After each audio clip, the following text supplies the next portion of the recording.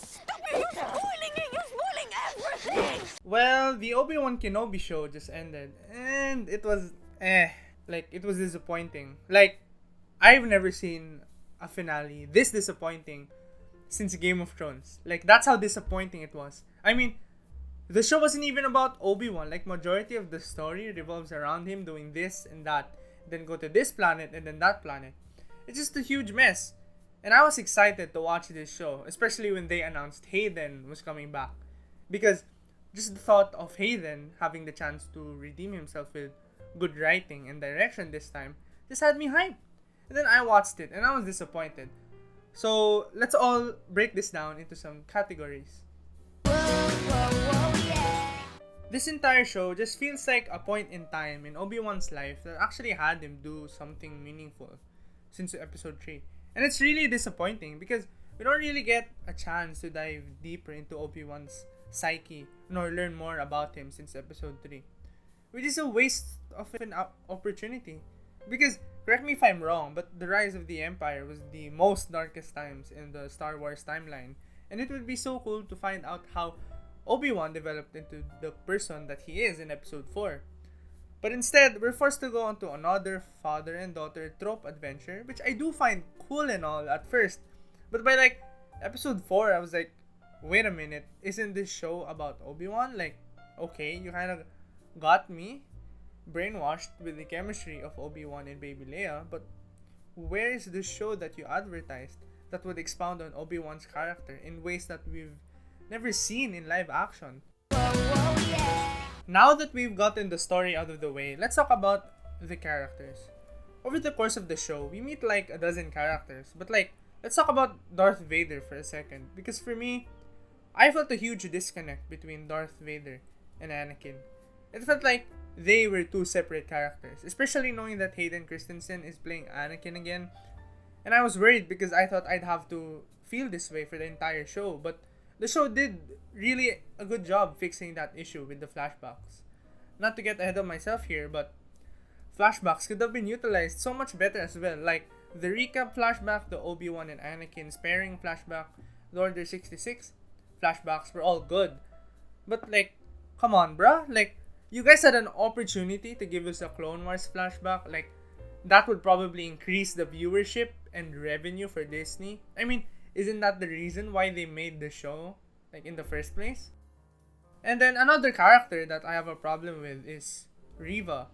Don't get me wrong, I actually liked her. I don't get the hate that Twitter had over her character. Like the performance was good.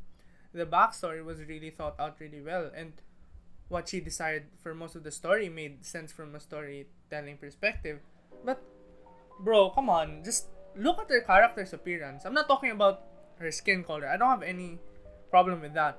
But I wish she just looked a bit cooler though. Like, I don't know, add more facial makeup or something. She just doesn't look intimidating as an Inquisitor. Speaking about the Inquisitors, the Grand Inquisitor just looks unintentionally funny to me.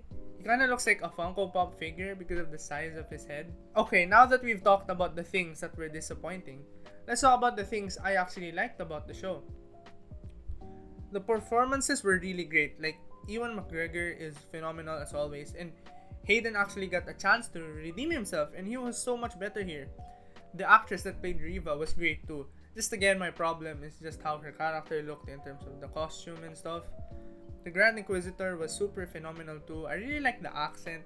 It complements the character's tone really well. Leia was fine as well. I mean, she's just a child, and for a child, I think she was able to do what she needed to do. The sets were also really great. Like, that Inquisitor planet gave me the Rogue One vibes in terms of aesthetic, and Tatooine is always great. But like, I'm genuinely sick of seeing this place every time. Like, this planet has been milked way too much in the series. And the Mustafar set with Vader was disappointing. Like, bro, it looked so obvious they put like a red wall behind Vader. Like, episode 3's Mustafar looked far more better. And the cyberpunk looking planet as well was kind of disappointing because it's literally just a carbon copy of Blade Runner or Cyberpunk in terms of its design. So it's not really that interesting because Star Wars is at its best when it introduces a new, unique setting. And this type of planet is something we've seen way too many times in pop culture. But the rest were really immersive, and props to the set designers for their talented work. And for the effects, like, I don't really need to talk about the effects. It's Star Wars. You already know they're going to do a fantastic job with it. So, overall, the show was okay. Not too bad, nor too good. It's just a decent show to watch if you clearly don't know what to do. And the show doesn't even require you to fully know the lore. I mean, the flashbacks in the beginning does its job for the viewer to catch up on it. And maybe even make the viewers watch the prequels for the first time. So all in all, I do recommend the show, but don't come in with high expectations. It's just another save the character story with good performances. Well, that's it. Go watch Obi-Wan and tell me what you think about it down below, and I'll see you in the next one.